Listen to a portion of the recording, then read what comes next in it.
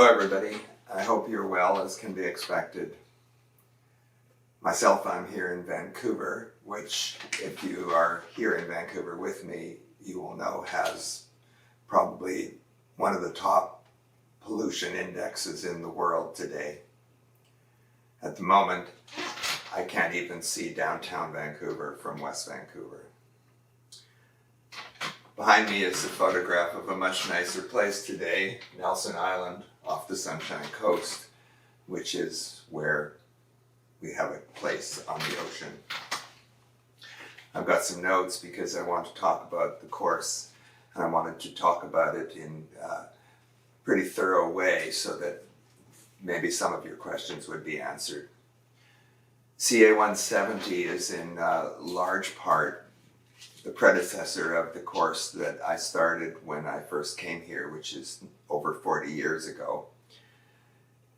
Except for the fact that this term, what it mostly is involved in is working with productions directly. And of course, that's not happening this fall. So we're in the process of converting this course to an online course. And to be completely honest, I'm not sure how that will go day by day and throughout the semester. And that was a little concerning to me until I really thought about it from the point of view of what really happens at the School for Contemporary Arts in production and design, and how many times I've actually come into this first class and said, I know what we'll be covering throughout the semester, I just don't know exactly in which way or in which order, because I don't know a great deal about the productions that the course will run in parallel with.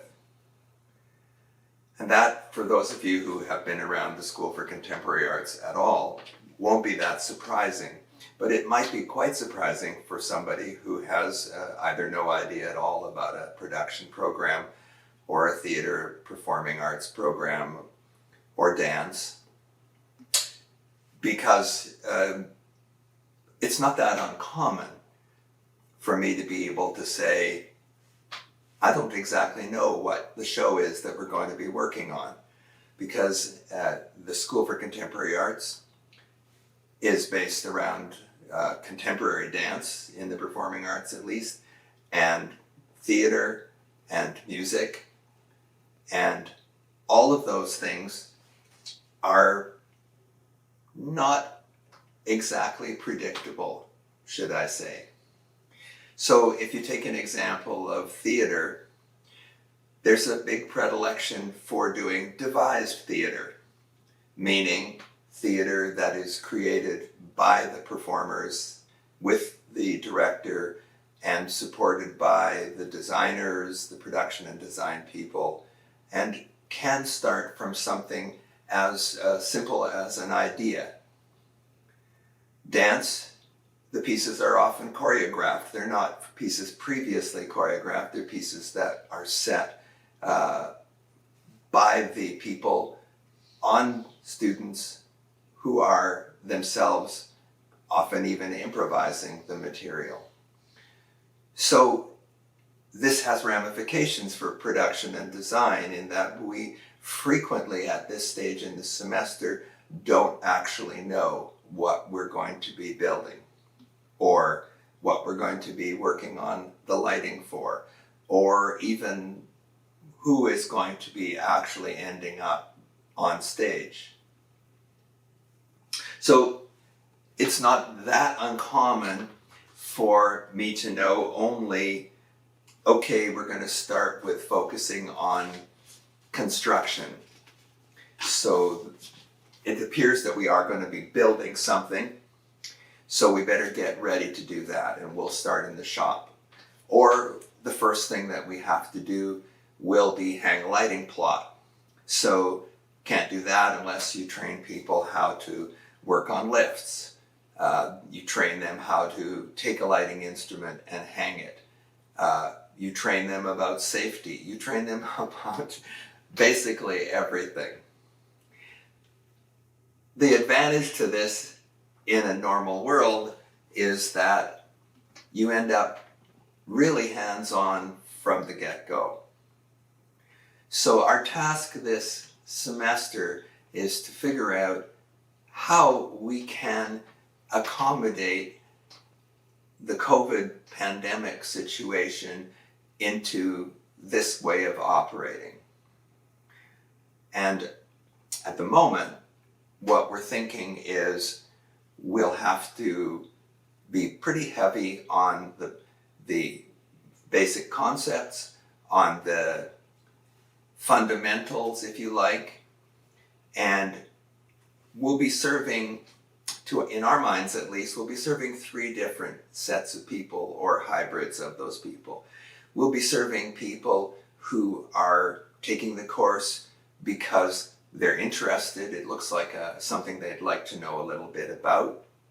We'll be serving people who are taking the course because although they don't want to be production people, they have to take the course, to be blunt, because they are going to be performers, dancers, or theater performance students, or they know it would be an asset to them to know about these kinds of things. Many over the years have been film students, music students, visual artists, and even, of course, people who are writing about the fine and performing arts out of art, performance, and cinema studies, as it's now called. And then there are the people who know they want to do this, or at least they think they know they want to do this.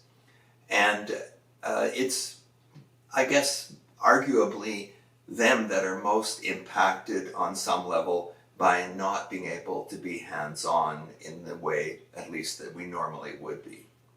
So it's our hope that by front-loading, focusing on some of the basic concepts, which in a normal time get, frankly, brushed through pretty quickly, because it is, say, by week 3, we're actually intensely building something. We're hoping that by, not by our own choice, of course, but we're hoping that by not being able to be, say, in a shop, we can talk about why we do things the way we do. We can emphasize some of the concepts that will later on be useful, be embedded in them, and hopefully won't have to be retaught at that point. So when I was thinking about this, I realized that if I turned my head around and thought of this course as a production in the same way we always do, that we could think about it in an adaptable way. We could just be straightforward and say, we're trying this for the first time in 40 years. It won't be the same, but it could be interesting and valuable, and we don't need to apologize for it because everybody knows the situation. Here's a key concept, though. This course can be a lot more useful to you if you are prepared to say what you don't understand. If you are prepared to say, I'd like to know more about that. If you are prepared to say, what are you talking about? That makes no sense to me at all.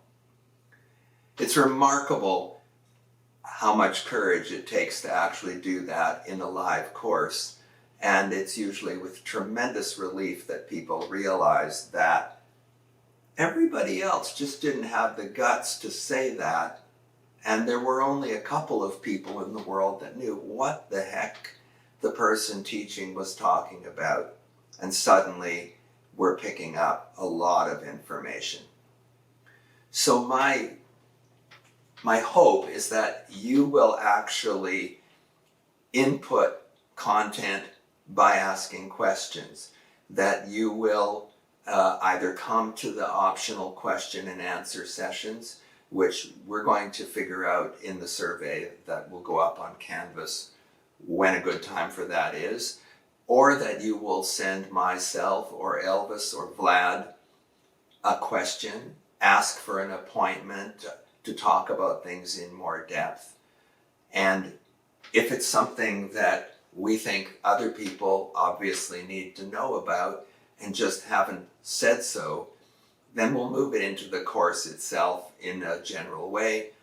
If it's something that you're interested in that's a little bit unique to your focus, then we'll give you as what we can. We'll direct you where else to look. So we've got some other courses running as well, the Senior 370, 470, and they have speakers coming in. We're obviously going to try to figure out some way to make those sessions accessible to you, and that may be of value as well. And lastly, I want to really stress, as I have to do every single time, that if your answer on the survey question is, I have no background at all, that is really not a problem.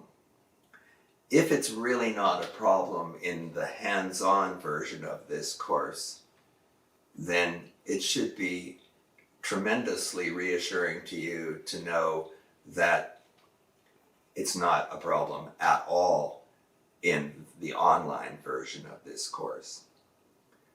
So everybody can come from where they are starting and gain from the course. And that will be, to some extent, dependent on you.